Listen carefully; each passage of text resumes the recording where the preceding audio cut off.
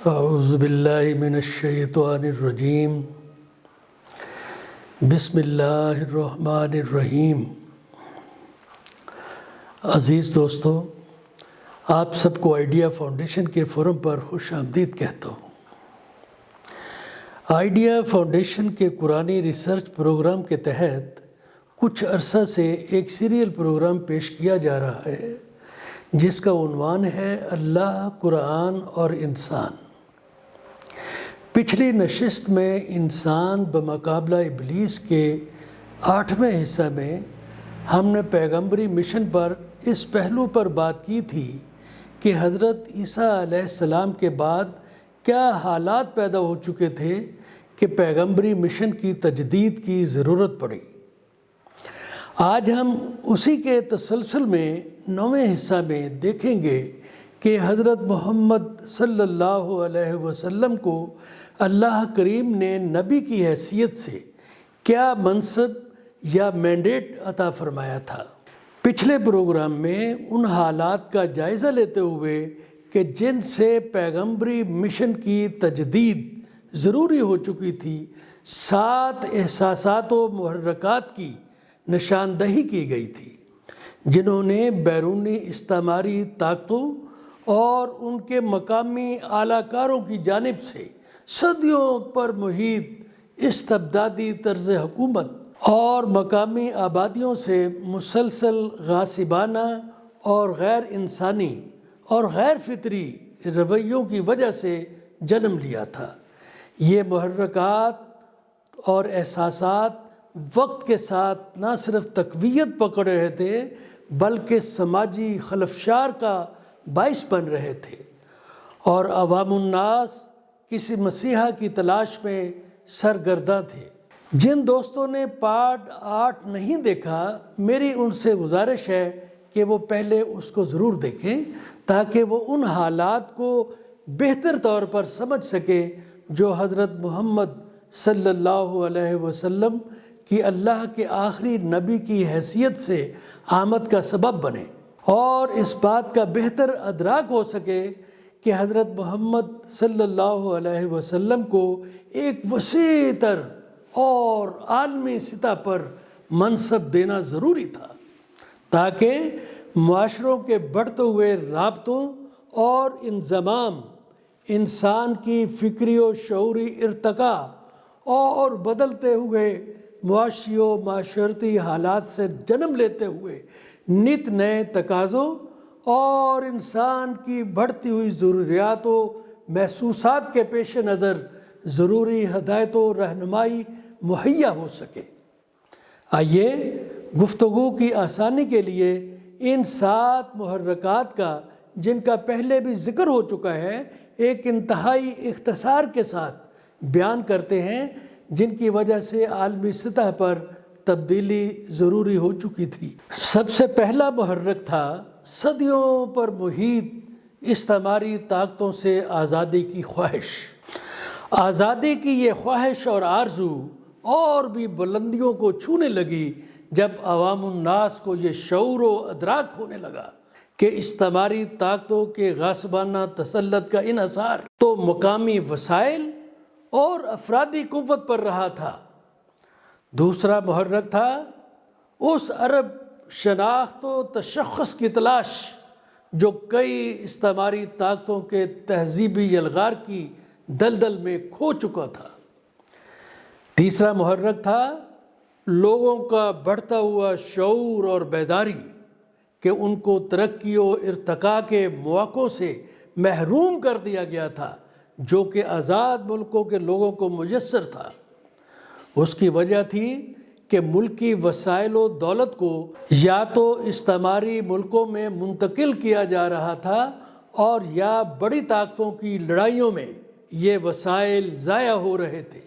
چوتھا محرک تھا لوگوں میں بڑھتا ہوا احساس کہ ملک کی طاقتور اشرافیہ اور ہیکل کا مضبوط پادری نظام ہی کا لوٹ خسوٹ پر مبنی مذموم کردار تھا جو استعماری حکمرانی کی تقویت اور طوالت کا ذمہ دار تھا، جس سے ملکی دولت اشرافیہ اور پادری قیادت کے ہاتھوں مرکوز ہونے کا سبب معاشرے میں معاشی و سماجی عدم توازن ناقابل برداشت حد تک پہنچ چکا تھا۔ پانچواں محرک تھا دلوں کی وہ بڑھتی ہوئی تڑپ کہ ابراہیمی مذاہب کا بتایا ہوا سلسلہ توحید قائم کیا جائے۔ اس کے لیے ضروری تھا کہ اس آلودگی اور مکروہات کو دور کیا جائے جس نے توحیدی مذاہب کی شکل اور اصل کو بگاڑ دیا تھا۔ اس کے تین بڑے ذمہ دار عوامل تھے: استعماری طاقتوں کی صدیوں پر محیط مذہبی و ثقافتی یلغار، حضرت موسیٰ اور حضرت عیسیٰ علیہ السلام پر نازل ہونے والی اصل آسمانی کتابوں کا ضیاع، اور پادریوں اور پجاریوں کا شاطرانہ نظام جس نے ایسے عقائد اور نظریات کو قائم کر رکھا تھا جن کا مقصد اپنے اور حکمران اشرافیہ کے مفادات کو تحفظ دینے اور لوٹ کھسوٹ کے طرز حکمرانی کو تقویت دینے کے علاوہ کچھ نہیں تھا۔ چھٹا محرک تھا عوام الناس کا استعماری طاقتوں، اشرافیہ اور پجاری نظام کے ملی بھگت سے قائم ظلم و استبداد پر مبنی طرز حکمرانی پر تیزی سے بڑھتا ہوا شدید رد عمل۔ اس طرز حکمرانی کی بنیاد ایسی غیر انسانی اور غیر اخلاقی حکمت عملی تھی جس کے تحت عوام الناس کو تمام در انسانی حقوق سے محروم کیا ہوا تھا۔ معاشی عدم توازن انتہا کو تھی، سماجی انصاف کا مکمل فقدان تھا۔ تقسیم کرو اور حکمرانی کرو، خوف و ہراس اور بددیانتی و بد اخلاقی طرز حکمرانی کے نمایاں مظاہر تھے۔ ساتواں محرک ایک جڑ پکڑتا ہوا احساس تھا کہ مسخ شدہ ابراہیمی مذاہب موجودہ بدلتے ہوئے حالات اور ضروریات کے پیش نظر مناسب رہنمائی نہیں دے رہے، خاص کر جب کہ انسانی تہذیب عالمی سطح پر قربت اور ارتقاء کے سفر پر رواں دواں تھی۔ یہ وہ حالات تھے جن کے تحت ابراہیمی مذاہب کی اپنی اصل حالت میں تجدید و بحالی وقت کی اہم ضرورت بن چکی تھی، تاکہ عقیدہ توحید اور انسان اور کائنات کے تمام معاملات میں اللہ کی حاکمیت اعلیٰ کو قائم کیا جا سکے۔ انسانی معاشرے کی عالمی سطح پر بڑھتی ہوئی ضروریات کی نگہداشت کی جا سکے اور معاشرے میں پیدا شدہ سیاسی و سماجی اور معاشی برائیوں کا کلا کما کیا جا سکے۔ قوانین فطرت کو اپنا کر انسان کی عظمت کو بحال کیا جا سکے اور انسان کو اس کی تخلیق کے موقع پر عطا کردہ مقصد حیات اور ارتقاء علم کی جستجو، خود مختار ہستی کے تقاضوں کے حصول اور مقام نیابت کی احسن طریق ادائیگی کے لیے بھرپور رہنمائی کو یقینی بنایا جا سکے۔ لہٰذا یہ وہ اعلیٰ منصب تھا جس کے لیے اللہ کریم نے حضرت محمد الرسول اللہ صلی اللہ علیہ وسلم کو تمام ادوار اور پوری انسانیت کے لیے اپنا آخری نبی بنا کر بھیجا۔ عزیز دوستو، جیسے حضرت عیسیٰ علیہ السلام کو اپنے دور تک کے ابراہیمی مذہب کی تجدید نو کے لیے بھیجا گیا تھا، اب ان کے آگے حضرت محمد صلی اللہ علیہ وسلم کو بھی ماضی کے تمام الوہی مذاہب کو یکجا اور ان کی تجدید نو کے لیے مقرر فرمایا گیا تھا اور ان پر قرآن حکیم کا نزول فرمایا تھا تاکہ ابراہیمی مذاہب کی اصل روح کو بحال کیا جائے۔ حضرت محمد صلی اللہ علیہ وسلم کا عظیم منصب نہ صرف ابراہیمی مذاہب کی تجدید نو تھی اور پہلے بیان کردہ 7 محرکات کی نگہداشت کرنا تھا، بلکہ یہ منصب ان حدود سے کہیں بڑا اور وسیع تر تھا۔ انسان کی آنے والے ادوار میں مادی، عقلی و فکری ارتقاء کے تحت بڑھتی ہوئی ضروریات، کیفیات و معاملات کا احاطہ بھی اس منصب میں شامل ہے۔ اس وسیع تر منصب کی آبیاری کے لیے قرآن حکیم ایک مکمل ضابطۂ ہدایت و رہنمائی ہے۔ اس وسیع تر منصب کا احاطہ ناممکن ہے، مگر اس کی حیت کو، اس کی شکل کو سمجھنے کے لیے 10 پہلوؤں کی نشاندہی کی جسارت کی گئی ہے۔ یہ آپ کی خدمت میں پیش کیے جاتے ہیں۔ پہلا، قرآن ماضی کی الوہی پیغام کی نفی یا رد نہیں کرتا، بلکہ ایک مسلمان کے ایمان کی تکمیل کے لیے لازم ہے کہ وہ تمام الہامی کتب اور رسولوں پر ایمان لائے اور ان کے تقدس کو تسلیم کرے۔ سورہ بقرہ کی آیت 136 میں مذکور ہے، قولوا آمنا باللہ وما انزل الینا وما انزل الی ابراہیم و اسماعیل و اسحاق و یعقوب والاسباط وما اوتی موسیٰ و عیسیٰ وما اوتی النبیون من ربهم لا نفرق بین احد منہم ونحن لہ مسلمون۔ ترجمہ پیش کرتا ہوں، اے مسلمانوں، تم سب کہو کہ ہم اللہ پر ایمان لائے اور اس چیز پر بھی جو ہماری طرف اتاری گئی، اور جو چیز حضرت ابراہیم، اسماعیل، اسحاق، یعقوب علیہ السلام اور ان کی اولاد پر اتاری گئی، اور جو کچھ اللہ کی جانب سے موسیٰ اور عیسیٰ اور دوسرے انبیاء کو دیا گیا، ہم ان میں سے کسی کے درمیان فرق نہیں کرتے، ہم اللہ کے فرما بردار ہیں۔ سورہ بقرہ کی آیت 285 میں مزید ارشاد ہے، سنیے، آمن الرسول بما انزل الیہ من ربہ والمؤمنون کل آمن باللہ وملائکتہ وکتبہ ورسلہ لا نفرق بین احد من رسلہ وقالوا سمعنا وأطعنا غفرانک ربنا وإلیک المصیر۔ ترجمہ ہے، رسول ایمان لایا اس چیز پر جو اس کی طرف اللہ تعالیٰ کی جانب سے اتری، اور مومن بھی ایمان لائے، یہ سب اللہ تعالیٰ اور اس کے فرشتوں پر اور اس کی کتابوں پر اور اس کے رسولوں پر ایمان لائے۔ اس کے رسولوں میں سے کسی میں ہم تفریق نہیں کرتے۔ انہوں نے کہہ دیا کہ ہم نے سنا اور اطاعت کی، ہم تیری بخشش طلب کرتے ہیں اے ہمارے رب، اور ہمیں تیری ہی طرف لوٹنا ہے۔ قرآن حکیم کی رہنمائی انسان کی مکمل زندگی کا احاطہ کرتی ہے۔ یہ صرف مذہبی عقائد و معاملات تک محدود نہیں ہے، بلکہ یہ انسانی زندگی کے مکمل ضابطۂ حیات کی تشکیل میں جامع رہنمائی کرتا ہے۔ یہ انسان کو اس کی نیابت، خود مختار ہستی اور مقصد حیات کے تمام تقاضوں کو پورا کرنے میں رہنمائی کرتا ہے۔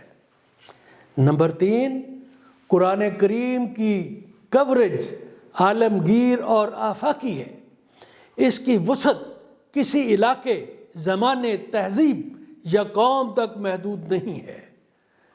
نمبر 4، قرآن حکیم اللہ کا آخری پیغام ہے اور اس کا اطلاق مستقبل میں آنے والے تمام ادوار اور اقوام پر ہے، جیسا کہ رسول کریم صلی اللہ علیہ وسلم نے اپنے آخری خطبہ میں ارشاد فرمایا، میرے بعد کوئی نبی نہیں آئے گا اور نہ ہی کوئی نیا مذہب، میں اپنے بعد قرآن حکیم چھوڑے جا رہا ہوں، اگر آپ اس سے رہنمائی حاصل کرتے رہو گے تو کبھی گمراہ نہیں ہوگے۔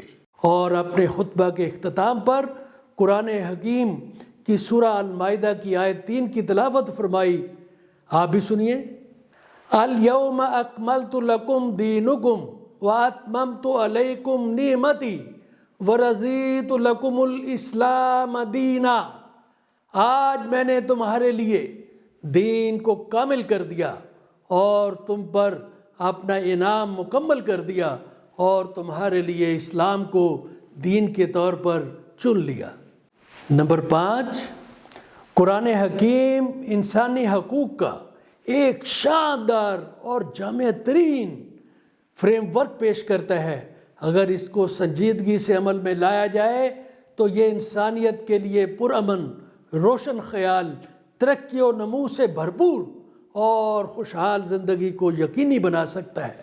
نمبر 6، جیسا کہ اللہ نے اپنا ارادہ ظاہر فرما دیا ہے کہ قرآن اللہ کی آخری کتاب ہے، اس کی کوئی تجدید یا تبدیلی نہیں ہونی، تو اس کے پیش نظر اللہ کریم نے اس کی حفاظت بھی اپنے ذمہ لی ہے، یعنی اس میں کوئی رد و بدل انسان کے اختیار میں نہیں ہے۔ 7، قرآن کا پیش کردہ سماجی، معاشی اور سیاسی قانونی ڈھانچہ ایک منفرد حیثیت کا حامل ہے، جس کو رسول کریم نے خود اپنی زندگی میں نافذ کیا اور امت اس کے عملی تجربہ سے بہرہ مند ہوئی اور آنے والی نسلوں کے لیے عملی نمونہ دستیاب ہو سکا۔ نمبر 8، قرآنی پیغام میں پنہاں راز فطرت کے دریچے وقت کے ساتھ ساتھ کھلتے ہیں۔ انسانی فکری ارتقاء کے ساتھ ساتھ قرآنی علوم کے خزانے اس پر منکشف ہوتے جاتے ہیں۔ اس طرح اللہ اور اس کی کائنات کو جاننے کے لیے فکری ارتقاء کے لیے جد و جہد لازم قرار پائی ہے۔ قرآن حکیم کی سورہ الانعام کی آیت 97 میں ارشاد ہے کہ صاحب علم لوگوں کے لیے آیات کو کھول کھول کر بیان کیا گیا ہے۔ آپ بھی سنیے، قد فصلنا الآیات لقوم یعلمون، بے شک ہم نے دلائل خوب کھول کھول کر بیان کر دیے ہیں ان لوگوں کے لیے جو خبر رکھتے ہیں، صاحب علم ہیں۔ اسی طرح سورہ سبا کی آیت 6 پر بھی غور فرمائیے۔ وَيَرَى الَّذِينَ أُوتُوا الْعِلْمَ الَّذِي أُنزِلَ إِلَيْكَ مِن رَّبِّكَ هُوَ الْحَقُّ وَيَهْدِي إِلَى صِرَاطِ الْعَزِيزِ الْحَمِيدِ۔ ترجمہ ہے، اور جنہیں علم ہے وہ دیکھ لیں گے کہ جو کچھ آپ کی جانب آپ کے رب کی طرف سے نازل ہوا ہے وہ سراسر حق ہے، اور اللہ غالب خوبیوں والے کی رہبری کرتا ہے۔ قرآنی پیغام اپنی روح میں اینٹی کلاسک ہے۔ یہ انسان کو فکری ارتقاء اور پھلتی پھولتی کائنات کے لیے ذہنی طور پر، عملی طور پر تیار کرتا ہے۔ سورہ فصلات کی آیت 53 انسان کو فکری ارتقاء کی نوید سناتی ہے۔ سنیے، سَنُرِيهِمْ آيَاتِنَا فِي الْآفَاقِ وَفِي أَنفُسِهِمْ حَتَّى يَتَبَيَّنَ لَهُمْ أَنَّهُ الْحَقُّ۔ ہم ان کو یعنی انسانوں کو آفاق اور ان کے اپنے نفس میں اپنی نشانیاں دکھائیں گے، یعنی ان کا فکری ارتقاء ہوگا یہاں تک کہ ان پر واضح ہو جائے کہ یہ قرآن ایک سچ ہے۔ اسی طرح سورہ رحمان کی آیت 29 ارتقاء کائنات کا پیغام دیتی ہے۔ کل یوم ہوا فی شان، اللہ ہر روز ایک نئی شان کے ساتھ ظاہر ہوتا ہے۔ انگلش میں اس کو یوں بیان کیا گیا ہے، He adds to the glory of his creation every day۔ Number 10، قرآن حکیم دنیا کے تمام انسانوں کو بلا تفریق مذہب، نسل، رنگ، بھلائی کے فروغ اور برائی کے خاتمے کے لیے اتحاد و یگانگت کا درس دیتا ہے۔ عزیز دوستو، پیغام قرآن اور حضرت محمد الرسول اللہ صلی اللہ علیہ وسلم کے عظیم منصب رسالت کی ان خصوصیات میں سے ہر ایک خصوصیت پر کئی قرآنی حوالہ جات موجود ہیں، مگر اختصار کے پیش نظر میں چند ایک پر ہی اکتفا کروں گا۔ جناب حضرت عیسیٰ علیہ السلام نے اپنے لوگوں کو بتایا تھا کہ جو مذہب یعنی عیسائیت انہوں نے پیش کی ہے کوئی نیا مذہب نہیں تھا، بلکہ حضرت ابراہیم اور حضرت موسیٰ علیہ السلام کے مذاہب ہی کی تجدید نو تھی۔ سورہ آل عمران کی آیت 50 اس نقطہ پر بیان کرتی ہے، اور میں تورات کی تصدیق کرنے والا ہوں۔ یعنی تورات کیا ہے؟ جو الہامی کتاب حضرت موسیٰ علیہ السلام پر نازل ہوئی، اور میں تورات کی تصدیق کرنے والا ہوں جو میرے سامنے ہے، اور میں اس لیے آیا ہوں کہ تم پر بعض وہ چیزیں حلال کروں جو تم پر حرام کر دی گئی ہیں۔ یعنی وہ تورات میں شامل نہیں تھی، وہ بعد کی چیزیں لوگوں نے جو شامل کر لی تھی ان کا ذکر ہے۔ اور میں تمہارے پاس تمہارے رب کی نشانیاں لایا ہوں، اس لیے تم اللہ تعالیٰ سے ڈرو اور میری فرما برداری کرو۔ قرآن حکیم حضرت محمد صلی اللہ علیہ وسلم کے اسی نوعیت کے منصب کو سورہ النساء کی آیت 163 میں پیش کرتا ہے۔ یقیناً ہم نے آپ کی طرف اسی طرح وحی کی ہے جیسے کہ نوح اور ان کے بعد والے نبیوں کی طرف کی گئی تھی، اور ہم نے وحی کی ابراہیم اور اسماعیل اور اسحاق اور یعقوب اور ان کی اولاد پر، اور عیسیٰ اور ایوب اور یونس اور ہارون اور سلیمان کی طرف، اور ہم نے داؤد کو زبور عطا فرمائی۔ سورہ فصلات کی آیت 43 اسی بیان کو مزید واضح کرتی ہے۔ آپ سے وہی کہا جاتا ہے، یعنی رسول پاک صلی اللہ علیہ وسلم سے آپ سے وہی کہا جاتا ہے جو آپ سے پہلے کے رسولوں سے بھی کہا گیا ہے، یقیناً آپ کا رب معافی والا اور دردناک عذاب والا ہے۔ تو مسلمان بننے کے لیے پچھلی تمام الہامی کتابوں اور رسولوں پر ایمان لانا فرض ہے۔ سورہ بقرہ کی آیت 136 میں ذکر ہے، اے مسلمانوں تم سب کہو کہ ہم اللہ پر ایمان لائے اور اس چیز پر بھی جو ہماری طرف اتاری گئی، اور جو چیز ابراہیم، اسماعیل، اسحاق، یعقوب اور ان کی اولاد پر اتاری گئی، اور جو کچھ اللہ کی جانب سے موسیٰ اور عیسیٰ اور دوسرے انبیاء کو دی گئی، اور ہم ان میں سے کسی کے درمیان فرق نہیں کرتے، ہم اللہ کے فرما بردار ہیں۔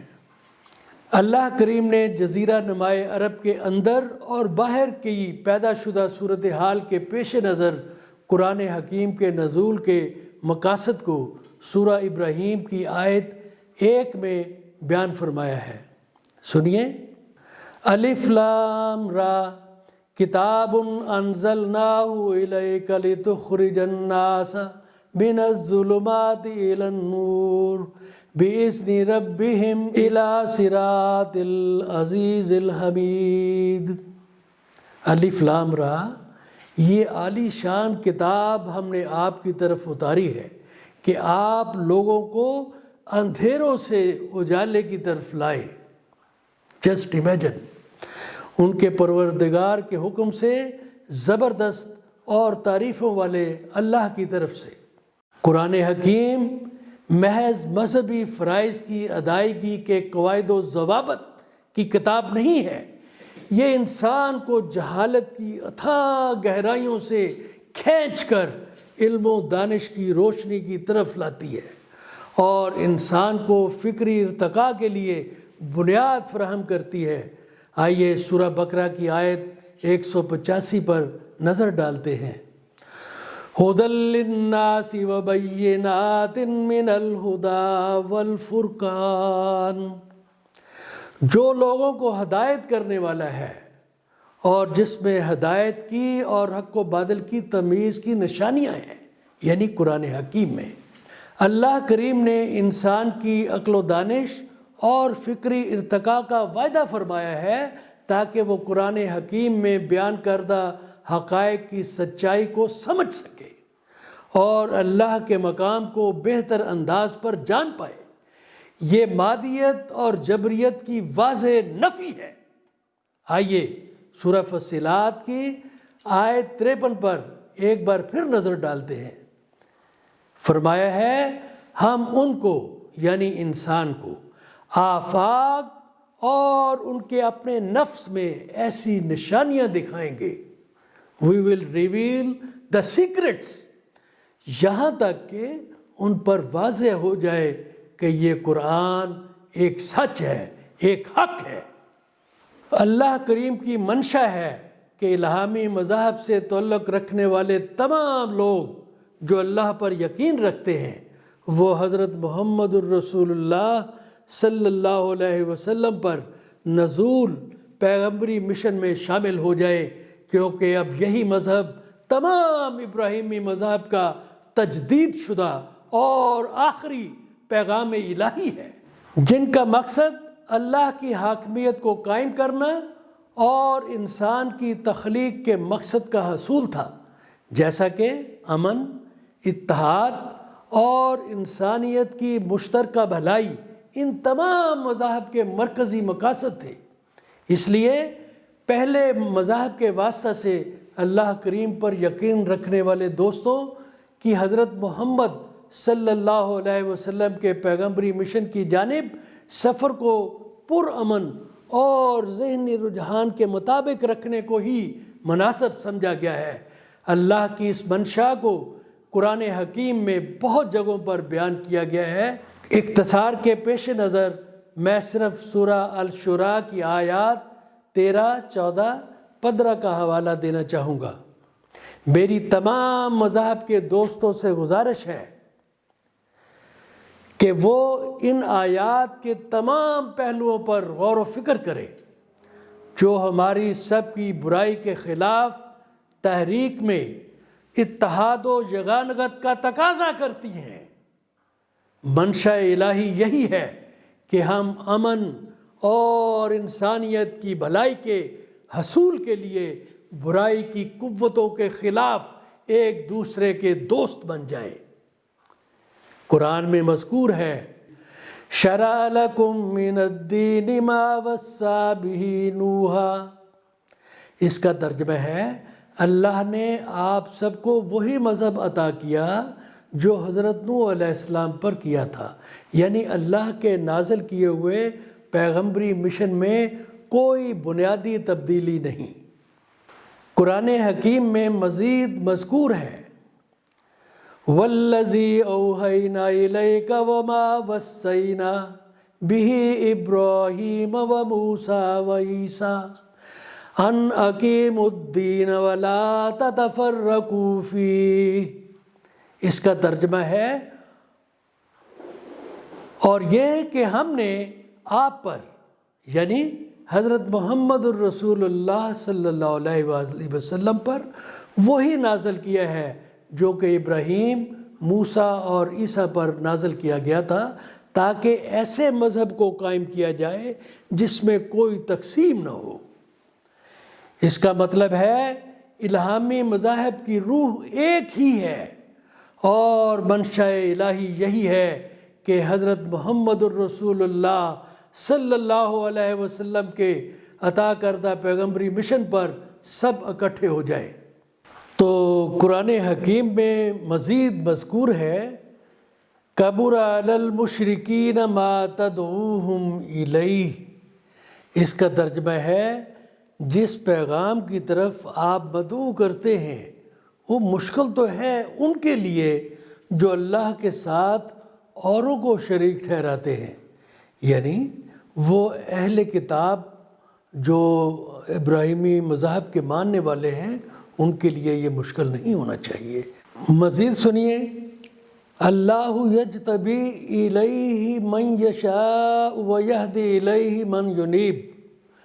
ترجمہ عرض کرتا ہوں اللہ اپنے لیے چن لیتا ہے جس کو چاہتا ہے اور رہنمائی کرتا ہے جو اس کی طرف رجوع کرتا ہے.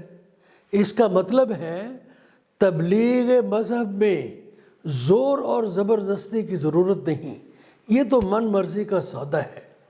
قرآن مزید بیان کرتا ہے وَمَا تَفَرَّقُوا إِلَّا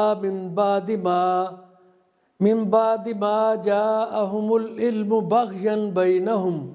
ترجمہ پیش ہے وہ اس وقت تک منقسم نہ تھے جب تک یہ علم ان تک نہ پہنچا تھا مگر اپنے درمیان دشمنی کی بنیاد پر، یعنی اہل کتاب کی آپس کی تقسیم اور اختلافات علم کی کمی کی وجہ سے نہ تھے، بلکہ ان سب کی بنیاد ان کی آپس کی پرانی دشمنیاں اور حسد تھا۔ اللہ کریم نے تبلیغ اسلام میں جبر کی کوئی گنجائش نہیں چھوڑی۔ قرآن حکیم میں بیان ہے، اللہ ربنا و ربکم لنا اعمالنا ولکم اعمالکم۔ اس کا ترجمہ ہے، اللہ ہمارا بھی رب ہے اور آپ کا بھی، یعنی غیر مسلم اہل ایمان، ہمارے لیے ہمارے اعمال اور آپ کے لیے آپ کے اعمال۔ اس کا مطلب ہے اسلامی ریاست میں اسلام غیر مسلم شہریوں کے مذہبی معاملات میں دخل اندازی کی اجازت نہیں دیتا، بلکہ تبلیغ اسلام میں کس قدر احتیاط کی ضرورت ہے اس کے لیے قرآن حکیم کو سنیے۔ لَحُجَّةَ بَيْنَنَا وَبَيْنَكُمْ اللَّهُ يَجْمَعُ بَيْنَنَا وَإِلَيْهِ الْمَصِيرُ۔ ترجمہ نوٹ فرمائیے، ہمارے اور آپ کے درمیان دلائل کے تبادلوں کی ضرورت نہیں ہے، اللہ ہمیں اکٹھا کرے گا جس کے اختیار میں آخری منزل ہے، یعنی اسلام تبلیغ کے سلسلہ میں ہر قسم کے جبر اور سختی کی نفی کرتا ہے۔ تو عزیز دوستو، ہم نے 7 تاریخی احساسات و محرکات کا ذکر کیا جو جزیرہ نمائے عرب کے گرد و نواح میں استعماری طاقتوں کے ظلم و استبداد پر مبنی حکمرانی کی وجہ سے معاشرتی خلفشار و انتشار کا باعث بن رہے تھے۔ جزیرہ نمائے عرب کے اندر بھی کافر قبائلی اشرافیہ کی غیر منصفانہ طرز حکمرانی کی وجہ سے سماجی و معاشی حالات کوئی زیادہ مختلف نہیں تھے۔ ان مذکورہ 7 تلخیوں کے ازالہ کے علاوہ حضرت محمد الرسول اللہ صلی اللہ علیہ وسلم کو عطا کردہ پیغمبری مشن کی 10 اور خصوصیات بھی تھیں، جن کی وجہ سے یہ پیغمبری مشن ایک عالمگیر اور ترقی پسندانہ تحریک کے طور پر قائم ہوا، جو انسان کی جنم لیتی ہوئی ضروریات، فکری ارتقاء اور مستقبل کے ممکنہ تقاضوں کی نگہداشت کا ایک کامل ضابطۂ حیات تھا اور انشاءاللہ تعالی رہے گا۔ یہاں ہم آج اپنی گفتگو کا اختتام کرتے ہیں۔ یہ پیغمبری مشن کیسے ادا ہوا، اس پر ہم اپنی گفتگو اگلے سیشن میں جاری رکھیں گے انشاءاللہ۔ عزیز دوستو، یہ پروگرام اردو اور انگریزی دونوں زبانوں میں ریکارڈ کیے جاتے ہیں۔ آپ انہیں ideafoundation.com.pk کی ویب سائٹ، اس کے یوٹیوب چینل اور فیس بک پر بھی دیکھ سکتے ہیں۔ ان کی تحریری کاپیاں آئیڈیا فاؤنڈیشن کی ویب سائٹ پر موجود ہیں۔ پڑھنے کے شوقین دوست ان سے مستفید ہو سکتے ہیں۔ اس پروگرام کا کوڈ نمبر یاد رکھیے، آئیڈیا 1A R3 پارٹ 9۔ تمام دوستوں سے گزارش ہے کہ فاؤنڈیشن کے یوٹیوب چینل کو سبسکرائب ضرور کریں، یہ آپ کی مقصد عظیم میں بہت بڑی مدد ہوگی۔ تو عزیز دوستو، شرکت کا شکریہ، اللہ حافظ۔